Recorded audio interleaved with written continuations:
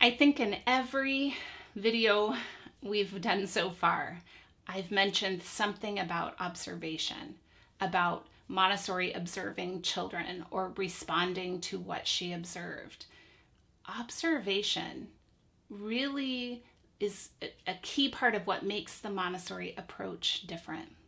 It's something that we as adults working with children also have to consistently do. Our job is to observe children and be sure we're responding to the needs that they show us. Observation really is the key to understanding what children need at any given time. It is the animating force of our work with children. Our observation gives us the fuel to offer children different presentations or a particular response to their needs. When we observe the children, it really causes us to think again, to really consider the child, to verify all this understanding of child development that we have worked through, because we're seeing it in action. The more we observe, the more we see. The practice of observation will allow us to become more sensitive to the children and to their needs. There are 3 big goals that we have in our observation. We want to observe to determine the needs of the children in our care. Then we want to observe to be able to respond appropriately to those needs. And finally, we want to observe to see if there are any obstacles we need to remove, things that are getting in the way of children's development. Montessori talks about how observation can be uncomfortable. We can get bored and sort of frustrated with the practice. She really encourages us, and I encourage you, to push past that discomfort, to continue to observe. It's almost a meditative practice.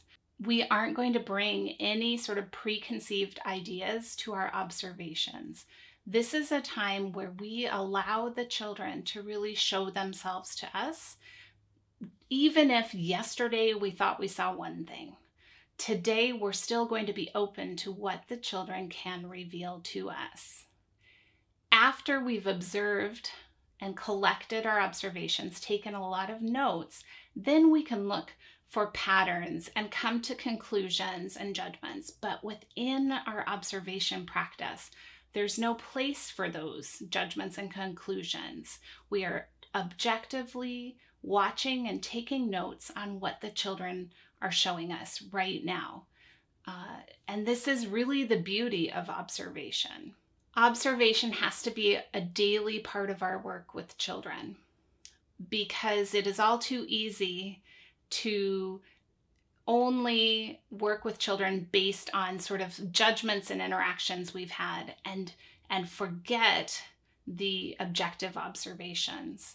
So we have to step back, objectively observe children, scientifically observe what they are doing without judgment. What is that telling us? How can I support? How can I help? What obstacle is in the way? Because what we have to be observing for is sort of the child who is not yet there.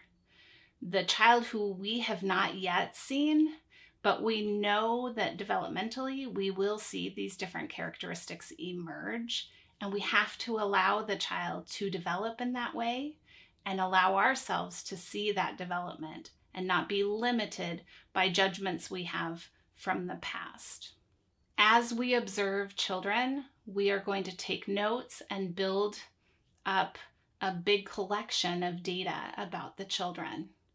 And then we can evaluate some of that, see the patterns that it's showing us, and determine whether we need to respond.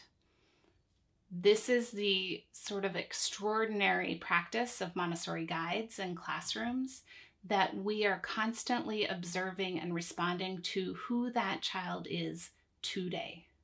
This is a powerful approach and really the best way to support self-construction.